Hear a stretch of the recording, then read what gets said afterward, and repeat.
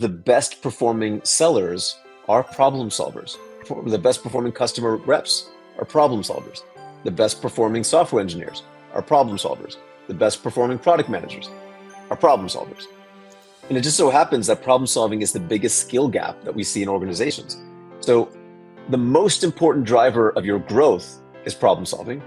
It is the driver of adaptability. It is the reason why you need a motivated workforce. It happens to be the biggest skill gap in the workforce today. And most organizations are blind to it. So when you talk about measurement, what we've really cracked the code on is measuring motivation and the velocity of problem solving. So essentially, this middle manager who's freaking out about what their bosses think about their OKRs, that person's not going to perform adaptively. That person's in the middle of emotional and economic pressure. Yeah. And as a result, their adaptive performance will decrease. So those motives, we have not only mastered measuring them, but we've mastered measuring them in ways that would increase them. Like, it's important to understand there's a fundamental difference between a thermometer and an air conditioner. Thermometer measures the temperature, an air conditioner makes the temperature. And how you measure something very profoundly affects the thing that you're measuring. And so what we've actually figured out is not just how to measure motivation.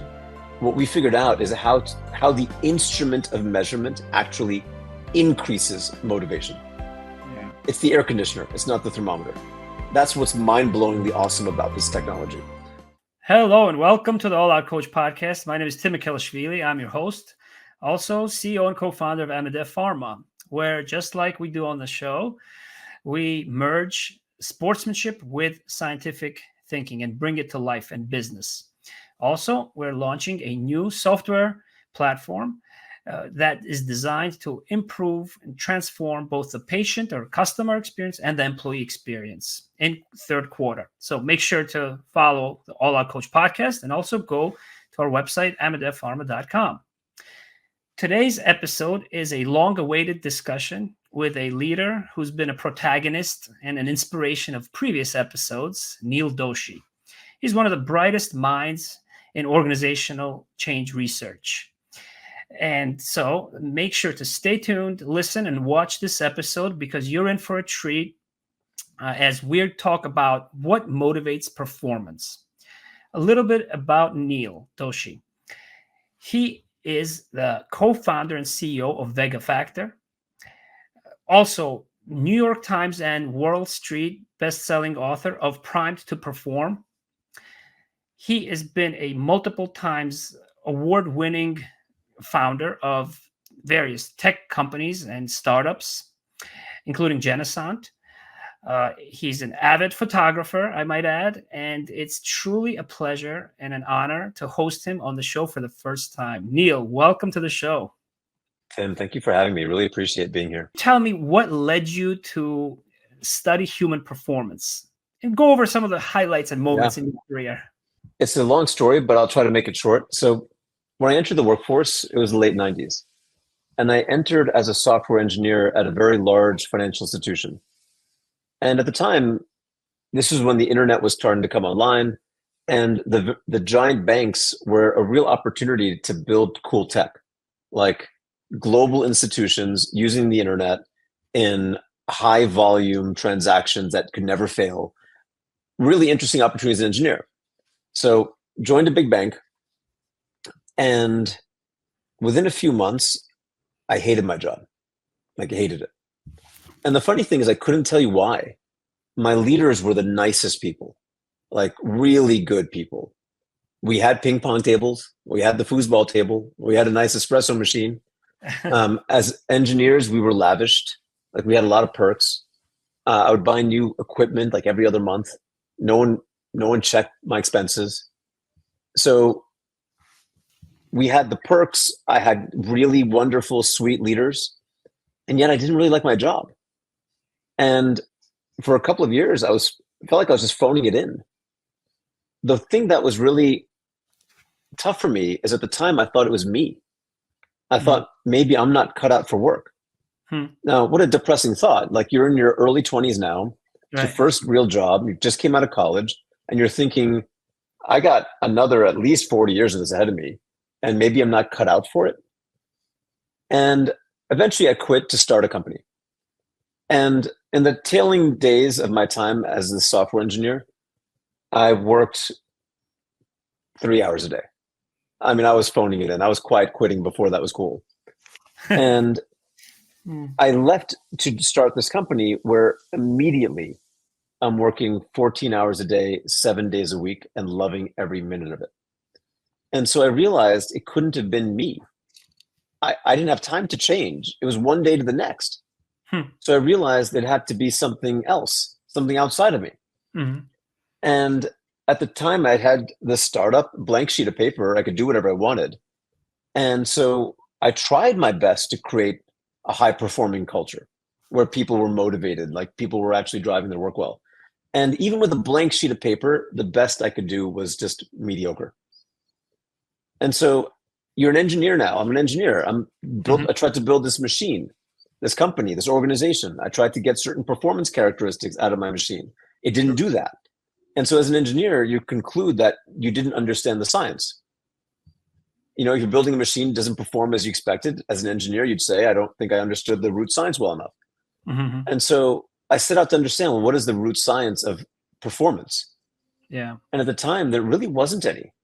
So if you at the time asked somebody, well, what would I do to build a high-performing organization? Their answer was just copy GE. That was the answer. And if you had done that, you would be where GE is now. Essentially, not a shadow of the company it once was, being broken up for its parts, what should have been the forever company, best managed of all time. This is what we used to talk about with GE. Yeah. Today, it doesn't look like that. And so I set out to really understand the science of performance. And as a scientist would, root cause, deductive, hard logic at the foundation of this. Spent maybe the next 15 years trying to figure this out. And ultimately, we cracked the code. We could explain exactly how do you build a high-performing organization down to the root science. We chose to publish that in Prime to Perform. So in the book, you'll see that we've shared the science of performance, how it would work, how you'd apply it like an engineer. But that's why I got into it. I got into it because I was suffering at work. Yeah, thanks. Yeah, thanks for taking us through that journey and that transformation. What kind of industries did you work with, and did you study the performance factors in? Where was there any difference? Maybe we can start with that. You know, when doing this research, we looked across many industries, like from factory workers in automobiles, factory workers in growing economies where the factory itself is on a mud floor, to high-end tech workers, to airline workers, fast food, to, you name it. The fundamental reality is when it comes to what drives performance, people are people. People are people around the world, whatever industry you're in, people are people. And we all work the same way. Like what makes us tick, what makes us perform at our best is really not a function of industry. It's a function of humanity. Yeah. Yeah. I think one of the biggest lessons that I've taken myself from reviewing your research is that how well you work depends on why you work. And so, that's reflected through the total motivational factor, TOMO factor, that you have designed and studied. Now, can you break down the types of performance, and how do you rank different types of performance in business? Yeah. What's critical about what you're saying, and it's really important, I think, for your listeners to understand the nuance here. Where I find a lot of practitioners and researchers get something foundational wrong is ultimately motivation and performance are two sides of an equation. Like you can look at it from either dimension, but you'll eventually get to the other side of the equation. You have to look at both though. So let's start with performance, then let's talk about motivation for a second. Okay. So your question, like different types of performance, when you look at the research that our research is based on, the predecessor research, Sure. it was really quite muddled, I'd argue, when it comes to what is performance. It wasn't what the research was asking. What we realized is you have to ask that question to actually understand what drives performance. What we realized, to put it quite simply, is there's two types of performance. One we call tactical. Tactical is about, we have a plan, we have a process, we have systems. We really just want you to fall in line, follow your task, follow your plan, follow your process, follow your procedure. You can think of tactical performance as we want everyone to obey, fall in line, do what you're told. The second type of performance is the exact opposite. It's called adaptive performance. If tactical is about convergence, adaptive is about divergence. Every time there's a problem to solve, every time there's something new, every time there's an experiment to be done, all this is adaptive performance. If tactical is how well we stick to a plan, adaptive is how well we don't stick to a plan. Now, what's really critical for folks to wrap their heads around is these two are both important. We need both of them, but they are definitional opposites. If you double down on one, you destroy the other. So, for example, imagine you and I decided to quit our two companies and start a new thing. Right. And imagine we started something that had outbound telesales. Well, what we do to optimize that tactical performance, we all know the playbook. Here's the 4 or 5 customer segments. Here's the talking scripts. We'll estimate the call lengths. We'll estimate the conversion rates. We pop that into a spreadsheet. That spreadsheet will compute how much revenue, how much cost, how many people, performance targets. We operationalize all that with process, policy, procedure, pay for performance, QA, QC, call listening. All of that machinery is tactical performance. Yep. Getting people to fall in line, getting people to follow the strategy, getting people to read the script. But every time you call the call center and you can tell they're reading a script back to you, and you didn't feel like they were hearing you, so they weren't solving your problem, and it was causing it to take longer because of it, what you're seeing is the challenge that tactical and adaptive are definitional opposites. One is convergence, the other is divergence. One is following the plan, the other is not following the plan. And so fundamentally at scale, if you want to build the highest levels of performance, you need both. I'll give you an example. There's one major tech company that's been in the news a lot last couple of months for not being adaptive when they really ought to have been. And when you talk to the people that work at this company, what they'll say is, what matters most to me is I follow the goals, the OKRs that my boss made. What I really have to make sure is when I'm writing an OKR, my bosses are happy. I stick to it. I follow it. I don't diverge from that path no matter what's happening. Right. And as a result, you get tactical performance, you lose adaptive. That's how we have to understand performance. Now, until we understand performance that way, you need that understanding to start to understand what drives performance, and namely how motivation works. Yeah. Now, you have found a way to measure both, I believe, at Vega Factor, right? Through the technology that you offer. Can you maybe share a little bit about that? Well, there's two parts to that to unpack. The first is the motivation aspect of it, the drivers of motivation. Drivers of motivation are pretty simple, that their motivation is driven by your motive. Like the word motive, the root of the word motivation, what it means is your reason for doing something. So what's your motive for having a podcast, for example? Now, and there's a finite set of human motives, reasons why we do things. So the first is called play. Like you might say, my motive for having this podcast is play. I just have fun doing it. I get to talk to people. We have interesting conversations. I'm learning. I'm challenging them. So you could say play. You could say purpose. Purpose is you value the immediate outcome of this podcast, for example. The immediate outcome might be you felt like you learned something, or you felt like you built a relationship or a friendship. Immediate outcomes. You could say potential. Potential is now eventual outcomes. So you could say, I think this podcast will be good for my company and my business. I think it could be ways for me to attract new customers and grow what I'm doing. Okay, great. That's potential. Yeah. Those three, play, purpose, and potential, are somewhat connected to the work. They're driven by you're doing this podcast, and there are reasons that you care about for why you're doing it. Yeah. there are reasons that are not, motives that are not connected to the work. So the first is emotional pressure. So think about emotional pressure. Like if you've ever tried to get a loved one to do something using guilt, you are applying emotional pressure. Another example is peer pressure. Let's say you have a child at school, you're worried about the child undergoing some high risk behavior. Well, that high risk behavior is the activity. Your child's identity is they care about what their friends think about them. Their friends are external forces. External force acting on your identity to get you to do something is emotional pressure. Right. So at work, emotional pressure often looks like I'm always worried I'm going to get blamed. I'm getting judged. It's a very judgy environment.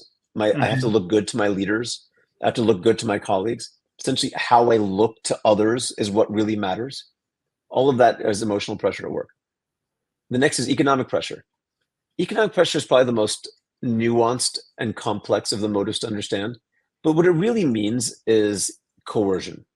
Like you feel like a puppet on strings, and those strings are rewards and punishments. Right. So the key of economic pressure is the feeling of coercion that comes from rewards and punishments. And then lastly, you have inertia. Inertia is if I ask you, why are you doing this podcast? And you're like, I don't know. I'm just doing it. I'm just doing it because I'm doing it. I have no idea why I'm doing it. Okay, that's not the case. I can just assure you, Neel. I suspect it's play, purpose, and potential, if I had to guess. And inertia is the most debilitating of motives. You don't even know what your own reason is. If you want to get tactical performance, you can actually use any of these motives to do it. Emotional pressure, I can get you to obey through the fear of judgment. Right. Economic pressure, I can get you to obey by using various forms of sticks and carrots. But play even, I can create a game that gets you to fall in line, that gets you to actually follow the process and policies and procedures that you enjoy playing. But if you want adaptive performance, play, purpose, and potential, increase it. Emotional pressure, economic pressure, and inertia, decrease it. Yeah. That's the key. So essentially, this middle manager who's freaking out about what their bosses think about their OKRs, that person's not going to perform adaptively. That person's in the middle of emotional and economic pressure. Yeah. And as a result, their adaptive performance will decrease. So those motives, we have not only mastered measuring them, but we've mastered measuring them in ways that would increase them. Like it's important to understand there's a fundamental difference between a thermometer and an air conditioner. Thermometer measures the temperature, an air conditioner makes the temperature. And how you measure something very profoundly affects the thing that you're measuring. And so what we've actually figured out is not just how to measure motivation. What we figured out is how the instrument of measurement actually increases motivation. Yeah. It's the air conditioner. It's not the thermometer. That's what's mind-blowingly awesome about this technology. The second thing we figured out is if you think about adaptive performance, there's many measurements for tactical performance. It just depends. Like, typically how most sales teams measure their sales funnel is tactical performance. How many calls did you do this week? How many demos did you do this week? I'm familiar with that in the pharma industry. Yeah, I'm sure actually. Yeah. Now, what's really interesting, I'll give you an example of this. We were applying our work to a commercial bank. And I was talking to the head of sales of this commercial bank. And so commercial bank, they're mostly working with middle market companies. So they're selling into CFOs and controllers, sometimes CEOs, that sort of thing. And the head of sales was saying to me, Neel, I just don't think we've built relationships with these customers. I don't think they trust us. I think they look at us as a transaction. And I said, well, and he said, why? I said, well, let's work on that together, but let me ask you to do some homework if you don't mind. I remember this conversation. It was December, towards the end of the year. I said, if you'd be up for it, would you ask all of your sellers to give you their last 3 pitch books? Don't cherry pick, last 3.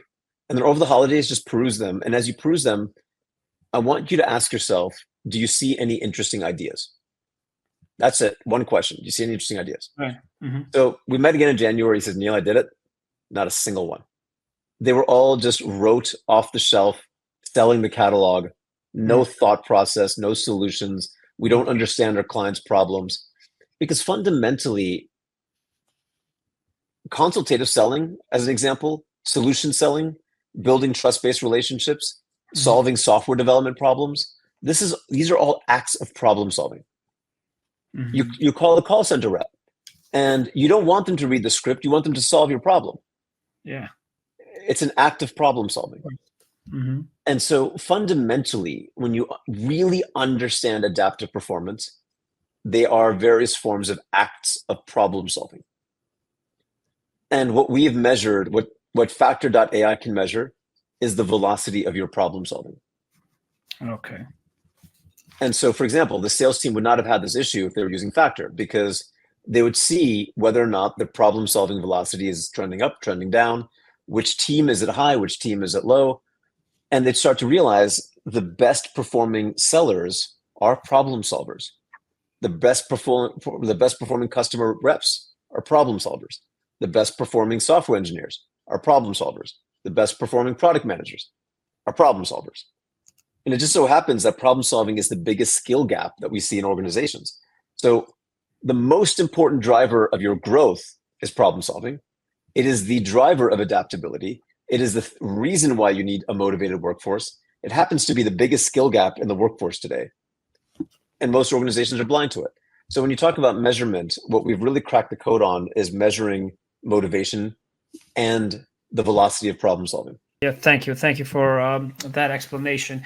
You alluded to an organization, and I attended your extraordinary presentation at the recent webinar where you talked about Tesla. And I wanted to see if you can also share that with our listeners in terms of how they approach tactical versus adaptive performance. And this was the story of the Model 3. Yeah, I believe. Yeah. Yeah. So what I shared was this very interesting story where, going back to it was the mid 2010s, 2020s, I think it was 2017 actually. Tesla had already gotten credit in their share price for building a mass market car. If you remember, once upon a time, Tesla was all luxury. And to really grow, they had to penetrate lower in their market. And so they had to create a car that was more affordable. So they created the Model 3. This car was their attempt at mass market manufacturing. So it was a big deal. And in their quarterly earning calls, they started to talk through their expectations of how many cars per week they were going to build. So first year, they're talking about it, but it's still about the next couple of years. And they bought a company that happens to be the world's leader in building factory robots. Tesla's vision was to build the machine that builds the machine. That's what they called it. If you've ever seen that Tom Cruise movie, Minority Report, there's a Lexus factory that has no humans in it. It's just like a symphony of robots building this car. That's what they had in their mind. Next year, Q1 earnings call, they up their targets. They buy another company that builds factory robots. Next year, they missed their targets by a lot. Like, if I remember right, there was something at like 20% of target. So that's a massive miss. And if you remember, Elon Musk hard pivoted. Like, he started sleeping in the factories, like on cots. Yeah. They started putting tents in the parking lots to build more production lines, because this miss, as they would put it, was a near-death experience for them. And so what they realized was the robotics that they put in were good for tactical performance. The machine can put a bolt in with the right torque, but it doesn't account for threads that are misaligned or small defects or issues here and there in the production line.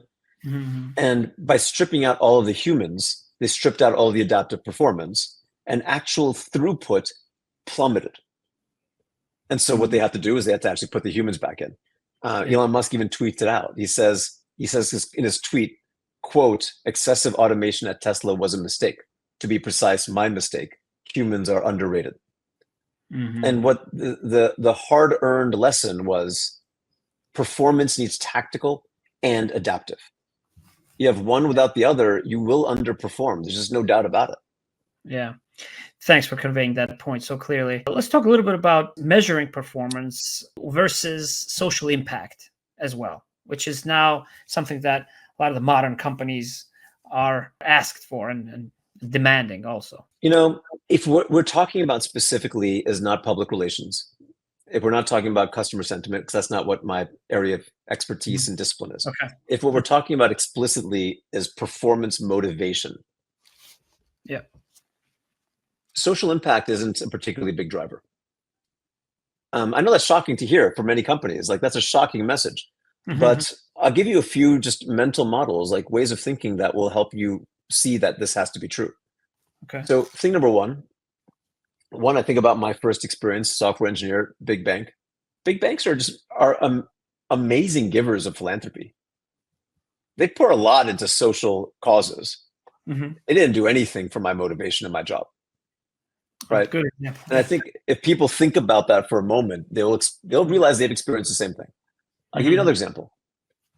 A question I'll often ask people at work is, have you ever been in the same company on two different projects or two different teams and felt different levels of motivation yourself? And like most of us, we felt this. I suspect, Tim, you felt this. And what you're realizing is, well, you didn't change. So it wasn't you. You weren't an intrinsically demotivated or motivated person. The company's social good, its philanthropic giving, its corporate-wide stuff didn't change. What was changing was very local to you, one team to the next, one project to the next. What people don't quite realize is that a majority of the controllable motivation that a company has is local to the person, not global to the company. Now, why is that? Because play is local, for one. Like, it's in your work, it's in the job, it's in the activity, it's in the task that you're doing. Purpose is local. It's you believe you matter. You're not fungible. You're not a cog in the machine. Your contribution is important. Yep. Now, potential, 50-50. There's a local piece, there's a global piece.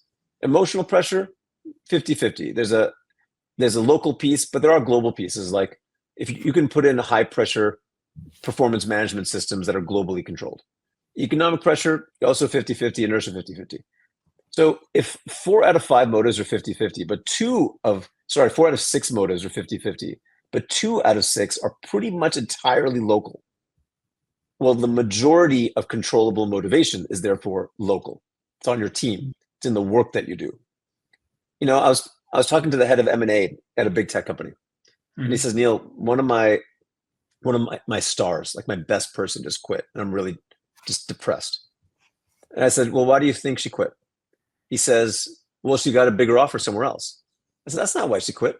Everyone gets a bigger offer somewhere else. Like, that's how it works. And she quit the moment she chose to open the email. And she didn't have an offer in that email.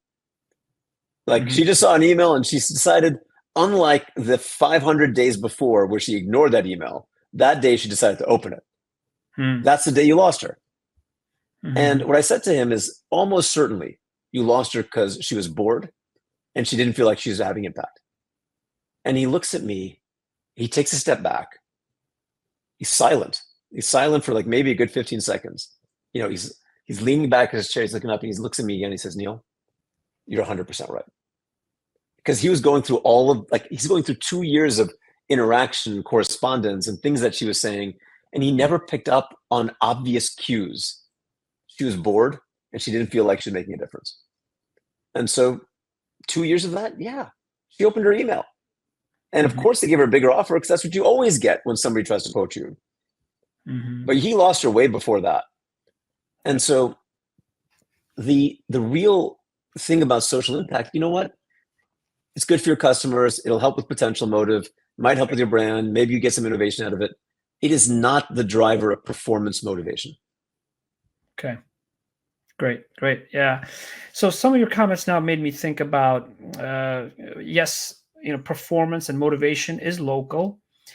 But can you comment on the value of collaboration, internal operations, and behaviors, particularly in a competitive environment? The current pace of competition makes it probably very hard to both perform at your best as well as collaborate with others without the right incentives and workflows. So how do you do both? Yes, there's a lot to your question. One, I just want to clarify, when you're saying competitive environment, you mean competitive external environment. Yeah. At least I'm probably speaking to you about in the pharma industry, and it's competitive in general in the business due to macro political trends economically. But pharma is now affected probably, whereas before it was more immune to financial crises, right? And now, What's interesting is what we're finding is that competition has increased around the board. Like what you're finding is even incredible innovations plateau really fast because one is faster to saturate your market, and two, competition moves in faster. Like if you look at iPhone as a revenue share for Apple, it started plateauing only like 7 or 8 years in. For one of the most incredible products ever made, innovative in so many dimensions, with one of the most incredible launches a company's ever had. I mean, flawless in execution in so many ways, and yet still plateaued that quickly. And so, yes, we're in a world where competition moves faster, threats move faster. We're talking about global supply chains, global competition, global sourcing. It's much easier to find small batch, high scale manufacturing, low cost manufacturing. It's really easy to spin up a new tech company. So of course, competition has increased in just about every dimension. But you know what? Companies don't have to make competition into blame, judginess, coercion, fear. Like companies can make competition fun. Right. Like oftentimes when you're playing a game, it's the competition is making it fun. Right. The process. Competition can make it purposeful. Like you can feel like you matter more in the presence of an adversary. And so these two drivers, play and purpose, don't have to decrease with competition. They could easily increase with competition. What companies do is they turn competition into pressure, not play and purpose. And so they're not actually leveraging what could have been a strength. Competition is not a bad thing from a motivation perspective. Companies are making it a bad thing. Unforced error. It is an absolute unforced error by companies that are doing that. But that's kind of the first part of what you're saying. The second part is collaboration and performing at your best in collaboration. How does that work? How do we think about that? Well, one, think about when organizations are collaboratively dysfunctional, which happens all the time. Like you see it all the time. A major driver of that is when people are driven by the wrong motives. So play and purpose, these motives are not zero-sum game motives. Like you and I can play a game together, and actually us playing it together could actually enrich both of our play. Purpose is also not a zero-sum game motive. Like you and I could be playing a game together and we can actually enhance each other's feeling of value, like personal impact. Sure. When you're starting to operate off of emotional pressure, it starts to become a zero-sum game. I need to look better than Tim. Right. If I don't look better than Tim, then I'm going to get cut next. Right. Same with economic pressure. Like, we have a bonus pool. I want to get it, not Tim. And so the challenge is when organizations use indirect motives, emotional pressure, economic pressure, and inertia, as the means of their performance strategy, they are fracturing collaboration because they've replaced missionaries with mercenaries. Of course, the mercenaries are in it for themselves because that's what the motive is about. Like once you start to use emotional pressure, economic pressure, and inertia, you've made it a culture. Well, then I'm in it for myself. Yeah. And so, of course, collaboration starts to fracture in those organizations. Collaboration factors, so does problem solving. Problem solving, so does all of adaptability. And again, unforced errors. Like you want to do the exact opposite. The funny thing is, when I work with companies that don't have a competitive environment, I try to create one. I try to find a reason for them to feel like they're in competition. Sure. So that we can actually create a game that feels like high play, high purpose, and get rid of the emotional pressure and economic pressure in their business. Yeah. You know what? Today, my son had a field day at school, and for 2 hours, and they talked about crunching some numbers and comparing the teams, but they didn't explain how they did that. And I noticed that they weren't really competitive with each other. Yeah, they were trying their best, but I'm not personally a fan of competitions where an eighth place finisher gets a trophy, for example. And so I completely agree with the value of that competition with you. Thomas Jefferson said that government is best when it's least managed. And so if we talk about different organizations that have been successful, such as, let's say, W.L. Gore and Associates, which is a classic business case study with no hierarchy and a lot of emphasis on internal metrics and internal operations. What are some of those ways of new ways of working, examples of new ways of working, and their impact on accelerating motivation? Can you use internal reviews, internal rankings to improve that play factor? Let me unpack three things that I think you gave as examples, because they'll have slightly different takes on it. Mm-hmm. One was hierarchies, sure. One was metrics, and one was reviews. So let's actually unpack all three of those, actually, because they will be different. Okay. Imagine you had a weak bicep, like your arm muscle was weak. Is your first instinct to cut it off, or is it to work it out, like go to the gym? Right. Weak leadership is not a good reason to get rid of leadership. It's a reason to strengthen leadership. Great point. And so when I think about like organizations that say we're getting rid of our hierarchies, what I'll say is that's not a good idea.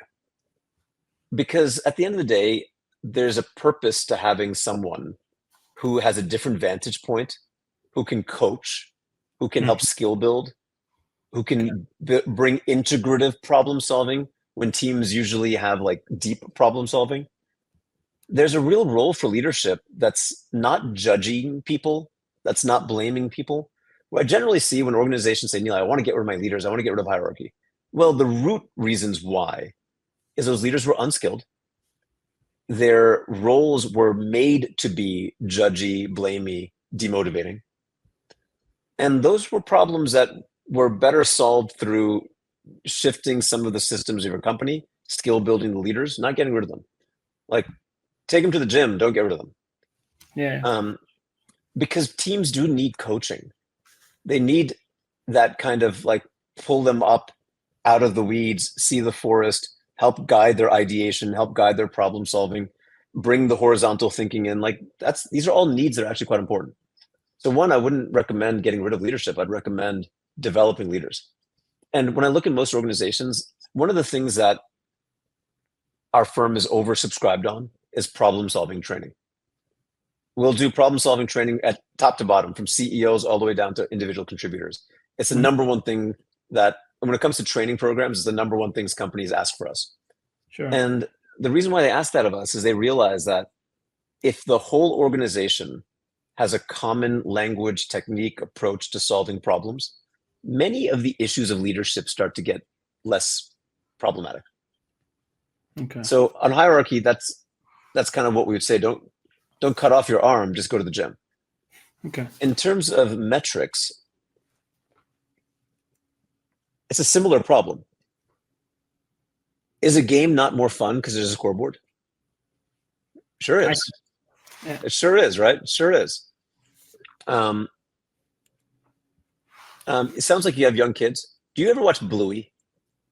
I've had to. Yeah, I've been forced to. You've had to? I love the show. I love it. But my kids are really young. I have a 5-year-old and a 3-year-old. And so we're like on Bluey half the day. Yeah. I was watching Bluey the other day where the point they're trying to make is the rules make the game more fun.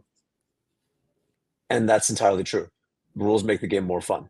If it was Wild West, if it was chaos, the game isn't as fun. If there wasn't a scoreboard, the game isn't as fun. The problem with metrics is not metrics. The problem is metrics is companies weaponize those metrics to create pressure and blame and shame. Yeah. If you don't weaponize the metrics can be a source for play, creativity, ideation, purpose. Like, I tried something. Did it work? Did it not work? But the weaponization of metrics is rampant. We're using them as a stick. Yeah. That's the problem with metrics. To me, when I'm helping companies build their performance cultures, I'm not getting rid of metrics. de-weaponizing metrics. Great distinction. And then performance reviews. I find a lot of companies, they design their performance reviews to be a replacement for leadership. Leaders aren't doing their job, so we kind of have to find a way to sort of do this in performance reviews.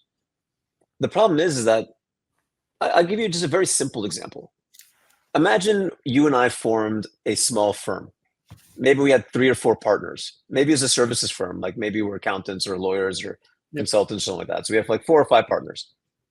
We're sitting around the table, we're talking about our firm, how do we want to grow it?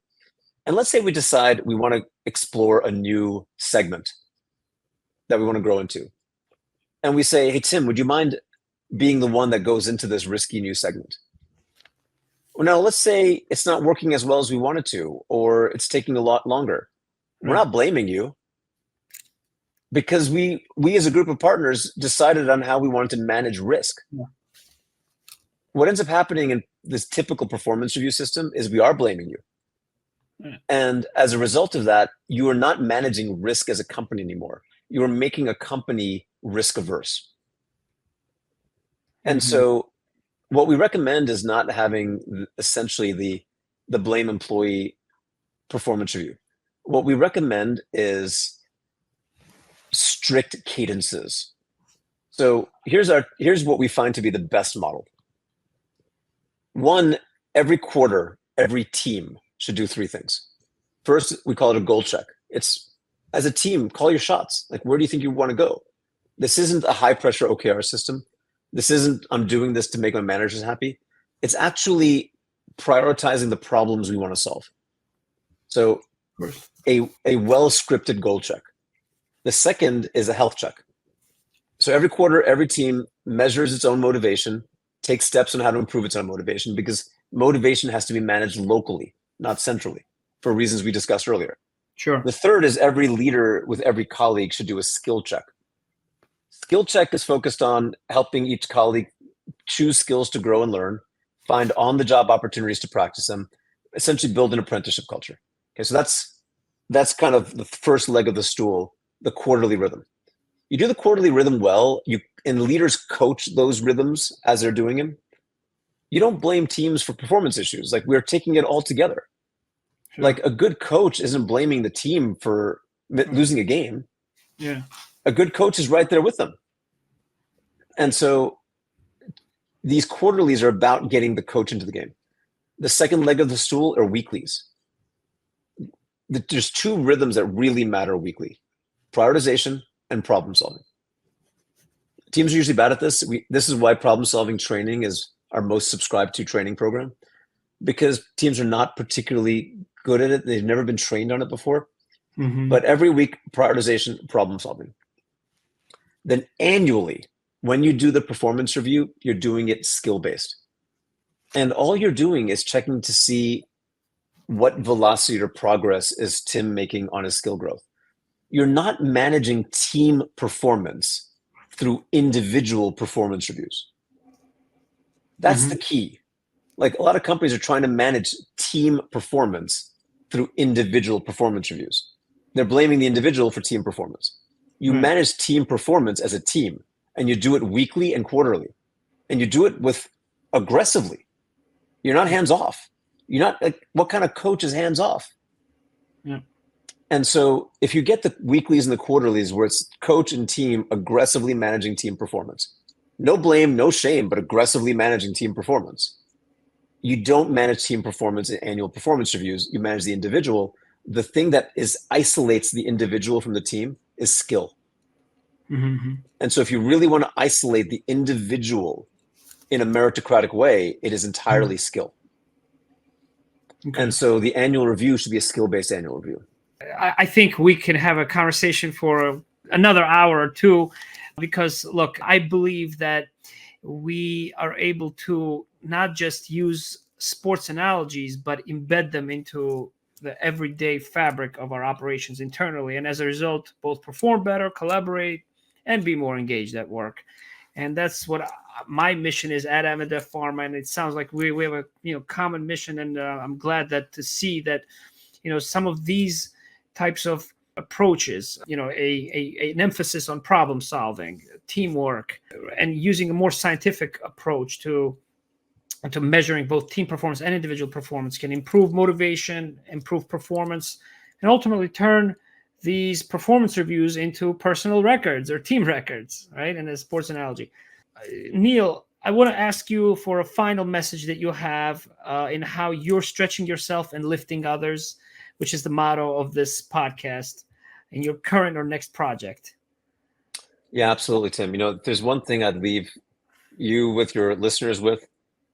Once upon a time, it might have seemed daunting to build a great, motivating, high-performing culture.